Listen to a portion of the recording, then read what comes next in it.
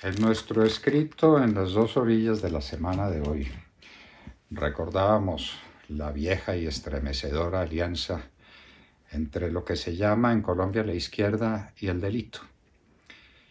Una alianza que empieza el 9 de abril de 1948, cuando el comunismo staliniano manda a unos jovencitos cubanos encabezados por Fidel Castro para sabotear la conferencia panamericana y para hacerlo de manera muy eficaz, y vaya si lo hicieron.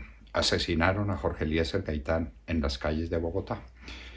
Eso lo hizo Fidel Castro acompañado por otros 3 amigos y después salieron fugitivos cuando la cosa se complicó, pero ahí empezó esa alianza. Nos costó 300.000 muertos. Dicen los llamados violentólogos que calculan que eso fue el resultado de la violencia política liberal conservadora que se inició ese 9 de abril con el asesinato de Jorge Eliezer Gaitán. Y eso lo cometió la extrema izquierda mundial, el comunismo mundial, mandando aquí a Fidel Castro para que asesinara a Jorge Eliezer Gaitán. Fidel Castro llega al poder el 1 de enero de 1959 en Cuba. Los Estados Unidos no se dan cuenta de lo que venía encima. No estaba seguro de la tendencia comunista de Fidel Castro, aunque los antecedentes de su hermano Raúl no dejaban dudas sobre el particular. Fidel Castro empieza su tarea muy bien, con el apoyo de la Unión Soviética, valga si no, dentro de la Guerra Fría, para asesinar gente en Venezuela, donde los intentos no fueron muy adelante, pero en Colombia, donde la cosa progresó y de manera muy eficaz. Primero mandaron armas y mandaron municiones y mandaron todo lo que podían para el entrenamiento de las FARC. Y ese fue el comienzo. Después, desde Cuba, nos fundaron el ELN, que tiene tan ilustres representantes como el padre Camilo Torres y después los curas Domingo Laín y el cura Pérez. Y el EPL, el Ejército Popular de Liberación, siempre buscando la manera de desestabilizar el país y de arruinarlo a través de la violencia.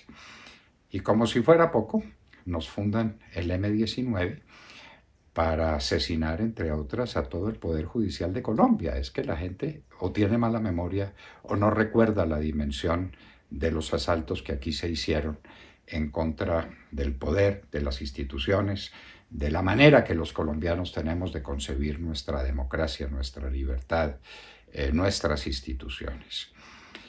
Pero viene un hecho sorprendente que la gente parece olvidar, y es que se cae la Unión Soviética, termina su apoyo a Cuba porque no tiene cómo mantener a Cuba después de que Gorbachev logró dar marcha atrás y acabar con el comunismo en la Unión Soviética para fundar una Unión Soviética o una Rusia capitalista, que es lo que tenemos hoy según, y hay que creerle a la Constitución rusa. Entonces, los días de estos bandidos estaban contados. Colombia era el único país que mantenía Cuba incendiada a través de esta izquierda del ELN, del EPL, de las FARC, y ya, la cosa debía terminar. ¡Oh, sorpresa! No termina. Esto continúa y la gente se sorprende y dice, ¿y de dónde sacan recursos? ¿Y de dónde sus armamentos? ¿Y de dónde sus medios fabulosos para seguir enfrentando al Estado? La respuesta es sola una: la cocaína, la cocaína. Después del gobierno de Belisario Betancur, las FARC vivieron siempre de la cocaína. Son unos narcotraficantes. Lo han sido siempre, vivieron siempre de eso. Y lo mismo, bueno, el ELN tenía una fuente de ingresos que eran las voladuras del oleoducto Caño-Limón-Coveñas, que le parece un acto de hostilidad a Monseñor Montemayor, el nuncio de su santidad apostólica aquí en Colombia, y pare de contar, porque ahora su gran fuente de ingresos es también la cocaína, como es la fuente de ingresos del EPL, y por eso no es de extrañar que el EPL y el ELN tengan su asiento principal en la frontera con Venezuela, donde tienen toda la complicidad y todo el apoyo que manda Irán, que manda Rusia, que manda China dentro de esta nueva Guerra Fría para sostener un régimen corrupto que vive de la cocaína, precisamente de eso. Y entonces uno se pregunta qué hay que hacer. Pues hay que enfrentar la cocaína, hay que destruirla, que era lo que estaba haciendo el presidente Álvaro Uribe Vélez, hasta que llegó el gobierno para siempre maldito de Juan Manuel Santos a defender a los cocaleros y a entregarles la mitad del país, que en eso consiste su acuerdo de 310 páginas con las FARC. 310 páginas para entregarle a los bandidos, a los cocaleros, a los narcotraficantes, las instituciones de la República, para llegar hasta el extremo de traerlos al Congreso sin votos. ¿Esto es que es una democracia? ¿Y la democracia cómo funciona? Teníamos entendido que era con el voto popular. Y estos bandidos no llegaron al Congreso con el voto popular. Llegaron con las armas, con los asesinatos, con los crímenes, con los reclutamientos de menores, con los asesinatos de la gente y con el narcotráfico. Y llegan de esa manera al Congreso y ayer eligen a uno de ellos, precisamente a la concubina que fue el peor de todos los bandidos que ha tenido Colombia en su historia, compitiendo apenas con Pablo Escobar, tiro fijo, la eligen vicepresidente del Congreso de la República. Y uno se pregunta qué juego estamos jugando. ¿Qué juego estamos jugando en un fin de semana precisamente en el que asesinan tantos soldados, hieren a tantos soldados que estaban defendiendo la República dizque para combatir la cocaína?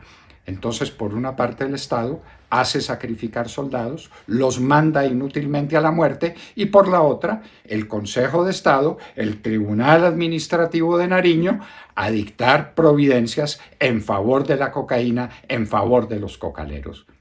¿Quién entiende? ¿Quién entiende? El matrimonio entre la izquierda y el delito es permanente en Colombia desde 1948. De esto ya llevamos más de 70 años y no hemos entendido. Parece que no lo entendiéramos. Y entonces ahora tenemos el máximo de los contrasentidos y lo decimos con profundo dolor y con inmensa vergüenza. La concubina de tiro fijo es vicepresidente del Congreso de la República. Vaya, vaya, qué modernismo. Nos faltó elegir a la concubina de Pablo Escobar para una finalidad así de grande o así de importante. Falta Pablito, hay que preguntar con quién vive Pablito para que esperemos que muy pronto sea presidenta de la Cámara de Representantes, por ejemplo, digamos, o la podemos traer si es abogada a la Corte Constitucional.